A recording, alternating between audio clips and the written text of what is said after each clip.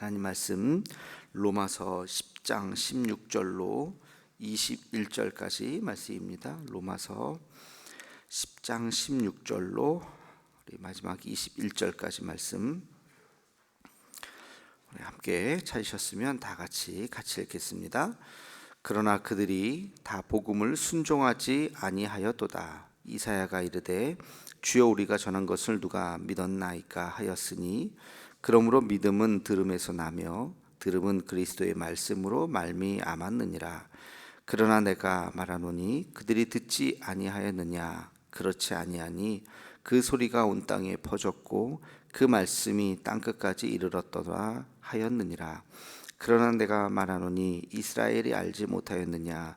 먼저 모세가 이르되 내가 백성 아닌 자로 너희를 시기하게 하며 미련한 백성으로서 너희를 노엽게 하리라 하였고, 이사야는 매우 담대하여 내가 나를 찾지 아니한 자들에게 찾은 바 되고 내가 묻지 아니한 자들에게 나타났노라 말하였고, 이스라엘에 대하여 이르되 순종하지 아니하고 거슬러 말하는 백성에게 내가 종일 내 손을 벌렸노라 하였느니라.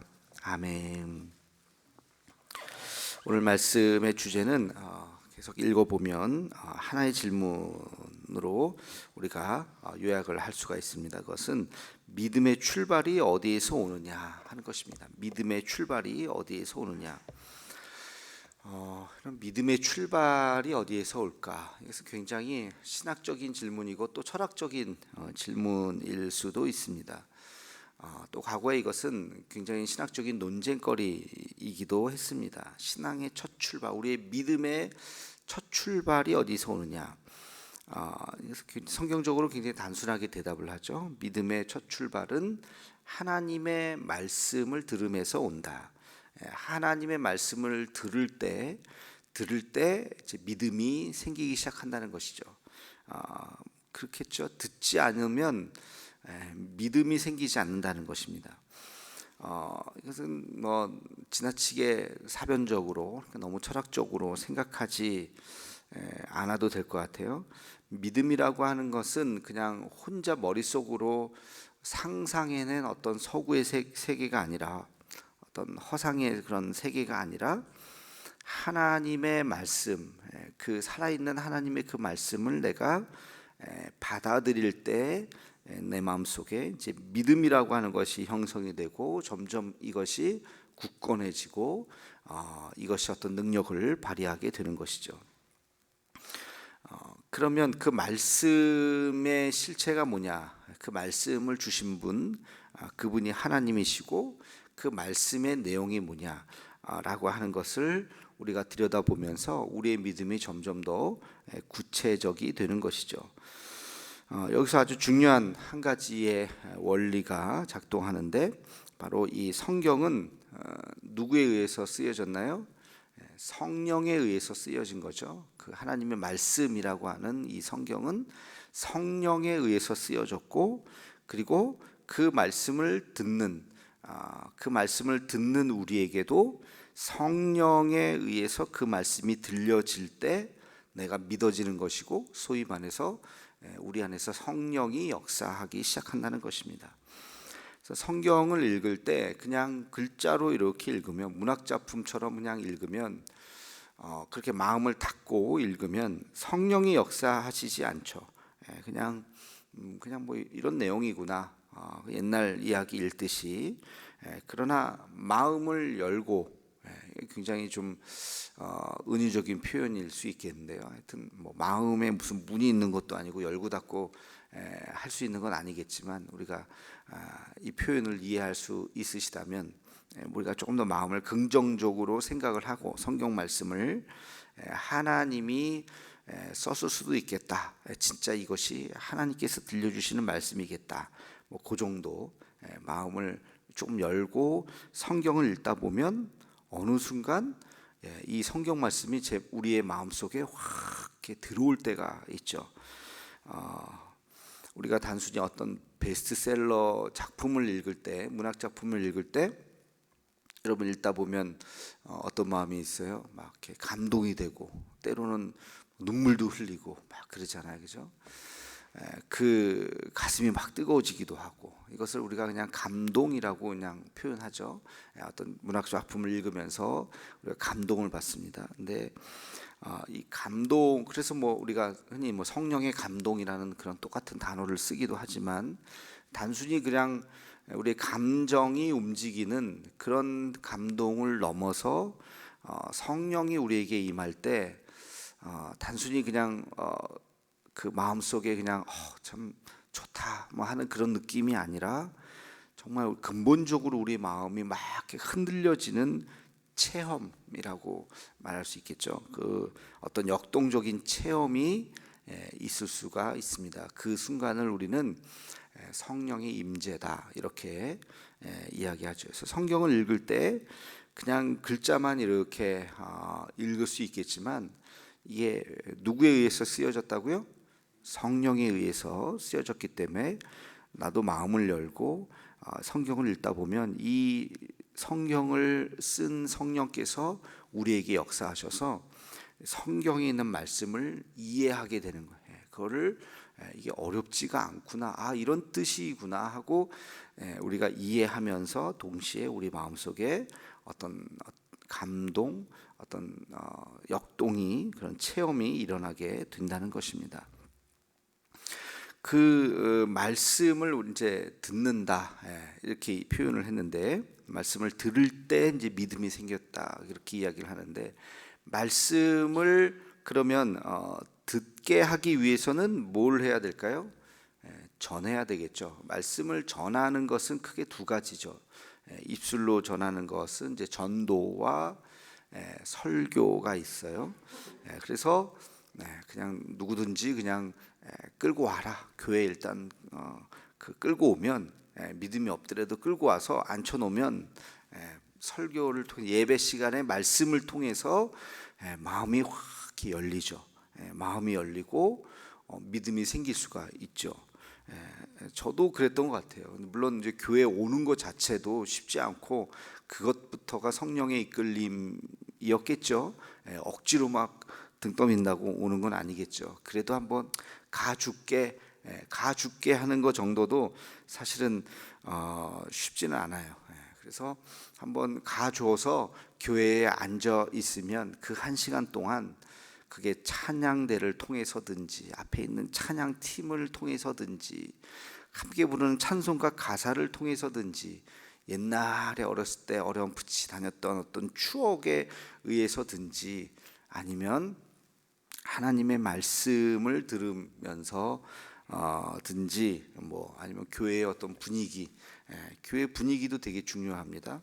하여튼 무엇이든지 간에 그 1시간 동안 그 사람의 마음을 터치할 수가 있는 거죠. 그러면 그 전에는 느껴보지 못했던 종교적인 어떤 체험을 할 수가 있고, 거기에 이제 말씀의 씨앗이 뿌려지고, 그리고 정말 내가 죽으면 어디 가지 하는 실존적인 고민을 하게 되고, 그러면서 이제 믿음이라고 하는 것이 싹이 트게 될 수가 있습니다. 그래서 사실 막 이제 아무나 데리고 와서 교회 앉혀라 하는 그 전도 방법, 소위 말해서 총동원 주일 같은, 그게 전혀 의미가 없는 것은 아닙니다.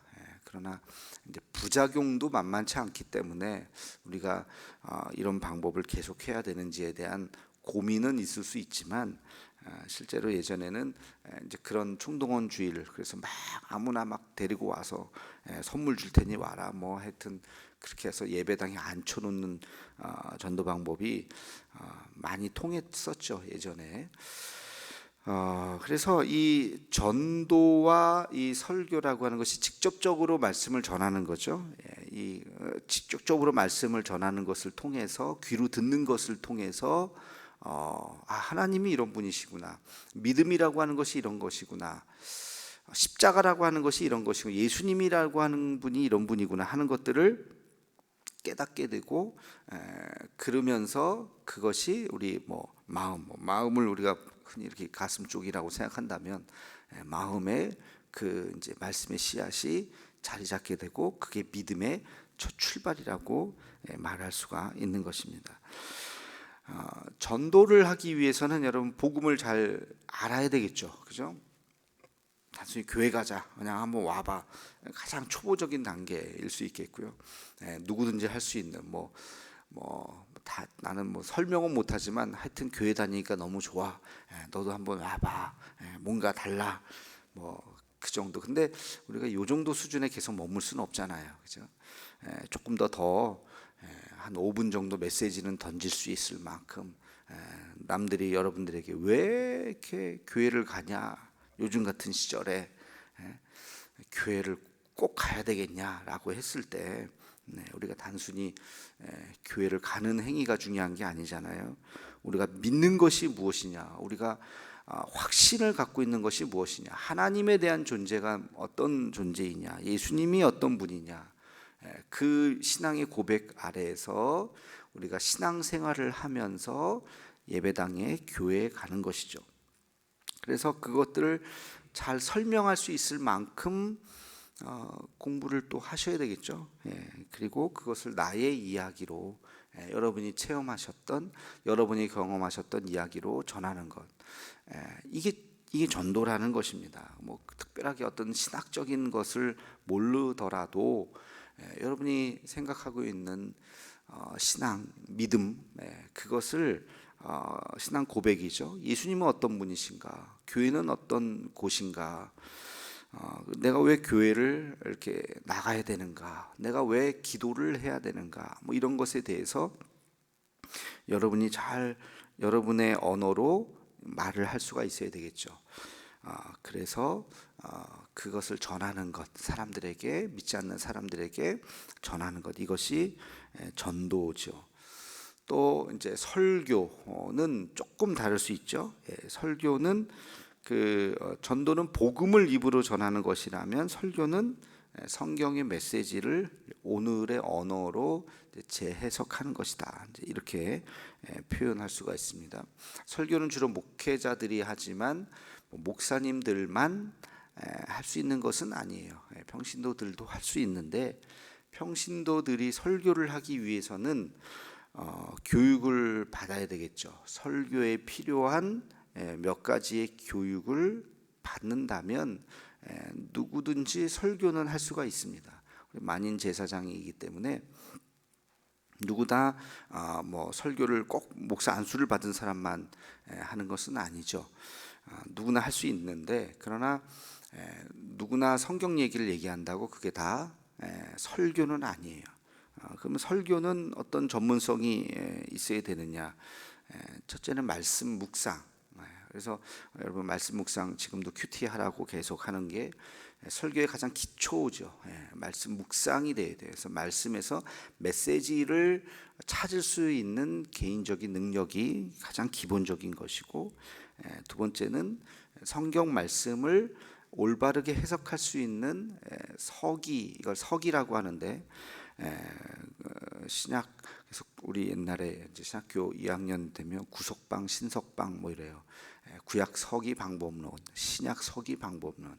그래서 원문을 해석해낼 수 있는, 이게 지금 우리가 한글 성경을 보지만 그 한글 성경 전에 이제 원문이 이제 히브리어, 헬라가 있잖아요. 히브리어, 헬라어를 우리가 사전을 보고서 번역해낼 수 있는 그런 능력. 그래서 히브리어를 신학교 들어가면 제일 먼저 배우죠. 헬라어, 히브리어를 배우고, 단어를 우리가 다 외울 필요는 없지만 사전을 펼쳐놓고, 원문을 펼쳐놓고 해석해낼 수 있는, 그래서 그것의 메시지를 올바르게 찾을 수 있는 능력, 이것을 서기라고 하는데, 그 본문을 서기할 수 있는 그런 능력이 기본적으로 있어야죠. 그래야 말씀 묵상이 엉뚱한 데로 안 가는 거예요. 엉뚱한 데로. 그래서 어디죠? 신천지 같은 데서는 천사들의 그룹이 무슨 영어의 그룹 있잖아요. 소그룹 할 때 하는 그 그룹으로 해석을 해가지고 참 웃지 못할 코미디가 있잖아요. 그 그룹은 그런 영어의 소그룹, 1그룹, 2그룹, 3그룹 하는 그 그룹이 아니라, 그것은 천사들을 말하는 히브리어거든요. 그룹이라고 하는, 한국 말만 발음만 비슷하다고 해서 그런 식으로 자기들의 교리를 만들고 이야기하는 참 웃지 못할 코미디 같은 일들이 벌어지는 게 그게 바로 이 서기의 과정이 전혀 되어 있지 않기 때문에 그런 것이죠. 그래서 이런 것을 여러분이 만약에 배울 수 있다면 뭐 설교도 할 수 있는 것이죠. 그 다음에 수사학의 전달 방법, 설교를 작성하고 설교 구성론이 있어요. 설교를 어떻게 구성할 것인가, 서론, 본론, 결론. 그래서 설교를 구성하고 이것을 어떻게 전달하는 것이냐, 아이 컨택은 어떻게 할 것이고, 뭐 이런 것에 대해서 구체적으로 해서 설교학이 있죠. 그래서 이런 것들을 뭐 전공은 하지 않더라도 그래도 공부를 그 설교에 관련된 과정들을 몇 개의 과정들을 여러분이 배우고 충분히 익힌다면 설교를 할 수가 있죠. 그죠? 에이, 그럴 거면 신학교 가지. 맞아요. 그러니까 설교를 두려운 마음으로 해야 되고 아무나 할 수 있는 게 아니고, 그래서 여러분들이 경험한 것을 나누는 것은 설교라 그러지 않고 뭐라 그래요? 간증이라 그러잖아요. 그렇죠? 여러분이 묵상하고 경험하고 나의 생각을 여러분들에게 나눌 수가 있어요. 이것은 간증이지, 설교가 아니죠.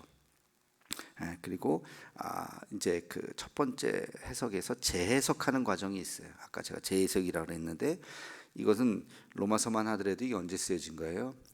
거의 2000년 전에 쓰여진 거잖아요. 대상이 뭐 우리 대도교회 성도들한테 쓴 게 아니잖아요. 누구한테 쓴 거예요? 바울이 로마에 있는 성도들에게 쓴 거예요. 그러니까 사실 우리랑 무슨 상관이에요? 이게 아무 상관이 없는 책이라고요. 근데 아무 상관이 없는 책이 아니라 이게 상관이 있어요, 없어요? 대답해 보세요. 상관이 있어요, 없어요? 있죠. 2000년 전 우리 한국 사람도 아니고 유대인들, 그것도 헬라인들 섞여 있는 그 공동체에 쓴 바울의 2000년 전에 이 책이 우리한테 무슨 상관이냐? 얼핏 보면 아무 상관도 없는 책인데 이게 바로 우리를 더해서 나에게 주시는 말씀이잖아요. 그렇죠? 여러분 학자에게. 그래서 그 시대를 초월하고 문화를 초월하고 공간을 초월해서 우리에게 주시는 말씀으로 받아들이도록 하는 게 그게 재해석이라는 거예요. 그게 재해석. 그래서 그 재해석을 해낼 수 있는 능력, 이게 설교죠. 그래서 이거를 잘하고 바로 나에게 주시는, 그래서 말씀을 들을 때 야, 이거 오늘 말씀 나에게 주신 말씀이네 그러면서 막 마음에 막 찔림이 있고, 이런 설교가 좋은 설교, 잘하는 설교인 거예요. 말씀을 들었는데 이게 뭔 말인지는 모르고 이게 나랑 무슨 상관인데 자꾸 이렇게 얘기를 하나, 그러면 설교를 잘 못하는 거죠. 그래서 이 말씀이 바로 우리에게 주시는 말씀이라고 받아들이도록, 그리고 여기 계신 분들만은 나이도 다르시고 직업도 다르시고 관심도 다 다르시고, 그런데 모두에게, 여기 계신 분이나 저 뒤에 계신 분이나 앞에 계신 분이나 모두에게 똑같은 말씀이잖아요. 지금 똑같은 말씀을 들으면서 공통적으로 다 느낄 수 있도록, 그리스도인들이라면 나에게 주신 말씀으로 느낄 수 있도록 하는 설교. 이게 이제 레토릭에 관련된 거죠. 이게 이제 수사법. 그래서 청중이 누구냐를 청중 분석을 해야 되는 거예요. 청중 분석.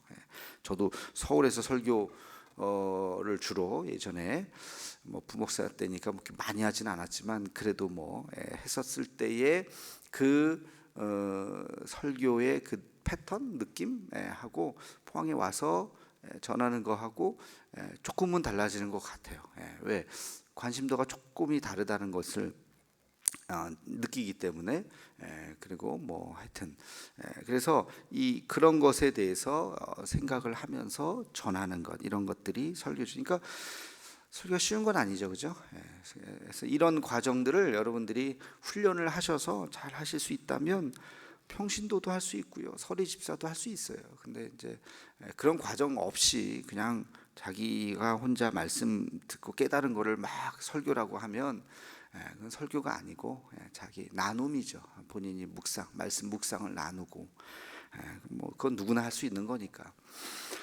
자, 그래서 이것은 이제 듣는다라고 하는 것은 그 하나님의 말씀을 우리가 복음을 전하는 것, 전도이거나 설교이거나, 설교는 이제 예배를 중에서 이제 전하는 거니까 이런 것을 통해서 말씀을 듣고 내 안에 이제 믿음이 씨앗이 뿌려지게 되어 있습니다. 그래서 그냥 아까 얘기했듯이 그냥 누구나 다 교회 와서 그냥 아무나 그냥 자리만 차지하고 앉아 있는 것, 이게 의미가 없는 것이 아니라 그때 내려지는 말씀, 천국에 대한 메시지, 하나님 나라에 대한 메시지, 막 열심히 살다 보면 이 생이 전부인 줄 알면서 우리가 살잖아요. 돈 벌어 가지고 잘 사는 거고 오직 거기에만 관심을 가지고 내 자식 잘 되고 남들보다 그래도 조금 더 잘 살고 돈 걱정 없이 살고 하는 이 땅만 바라보면서 사는 게 우리 대부분의 인생이에요. 조금 고상하냐 고상하지 않느냐의 차이지, 돈 버는 방법이 조금 고상하게 버느냐 덜 고상하게 버느냐 그 차이지, 다 사람들은 이 땅의 것을 생각하면서 사는 게 뭐 서울이고 지방이고 할 거 없이 다 똑같은 거예요. 주식으로 돈 버냐, 뭐 시장 가서 돈 버냐, 뭐 뭘로 돈 버냐, 뭐 돈 버는 방법의 차이가 조금 있을 뿐이지, 다 이 땅에서 내 자식 잘 되고 하려고 살아가는 사람들에게 잠깐 나와서 일로 와봐, 그래서 앉혀놓고, 그래서 예배당도 사실은 좀 더 이렇게 화려하진 않지만 조금 신비롭게 만들 필요도 있어요. 그래서 상가교회 뭐 이런 거보다 천장이 이렇게 높으면 그 공간학을 하시는 건축학 하시는 분들이 그런 얘기해요. 천장이 높으면 사람들의 생각이 많이 열려요. 천장이 낮은 거보다. 그래서 예배당은 항상 이렇게 천장이 높은 게 더 이거보다 지을 수만 있으면 더 높게 지으면 더 좋죠. 그래서 중세의 성당 보면 어때요? 고딕 양식은 천장이 엄청 높잖아요, 그죠?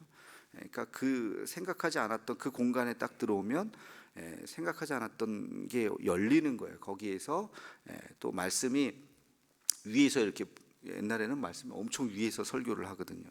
위에서 막 말씀을 하면 이게 공간학상으로 다 의미 있는 겁니다, 사실은. 그래서 그렇게 말씀을 전하면 조금 신비로운 느낌도 많이 갖고, 저도 가끔 예전에 그 성당에 그 어디야 유럽 여행 갔었을 때 그런 유명한 성당들 앞에 탁 입구에서 문을 탁 열고 탁 들어가면 압도당하는 느낌이 있어요.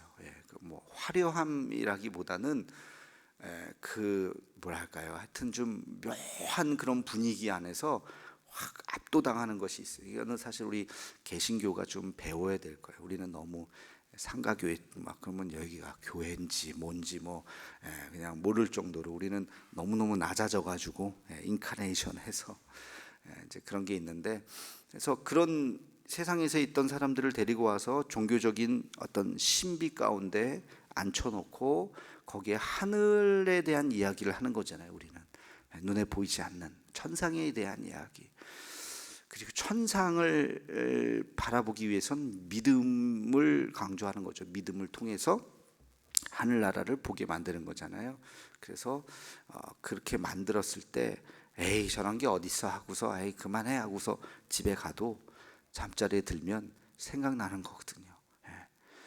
내가 이대로 죽을 수도 있는데 진짜 죽으면 이 돈이 어떻게 되는 거야? 내 통장에 있는 돈은 누구한테 가는 거야? 그게 무슨 소용이 있는 거야?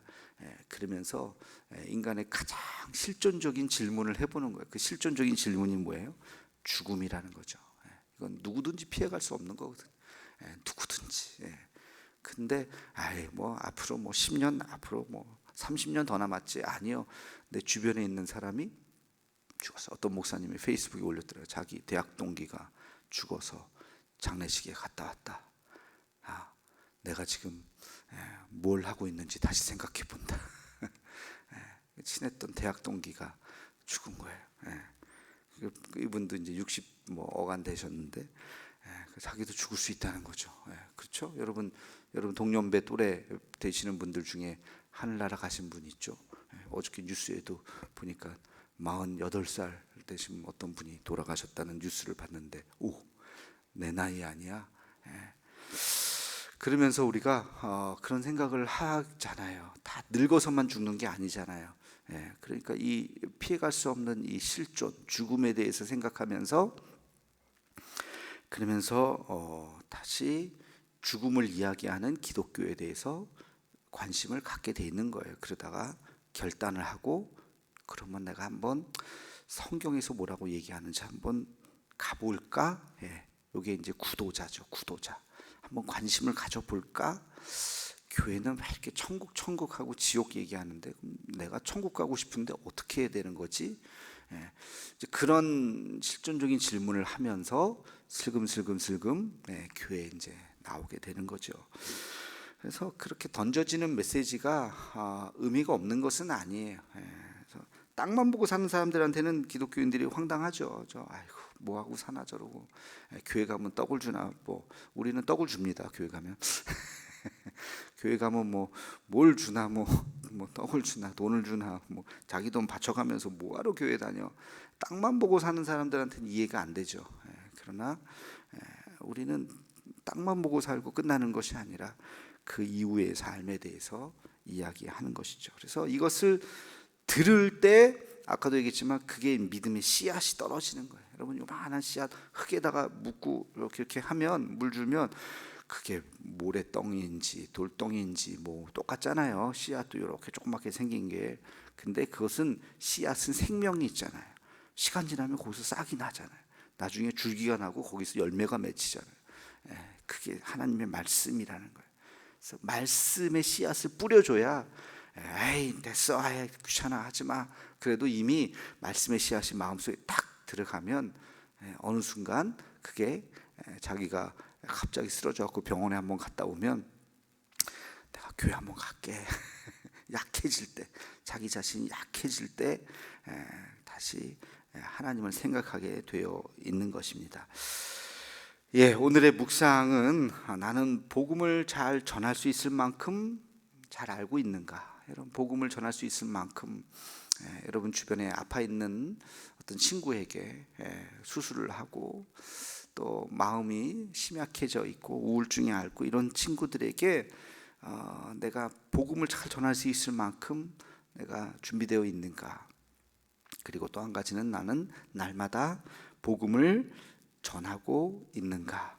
그냥 입술 닦고 있는 것이 아니라 어떻게 해서든지. 입술만이 아니에요.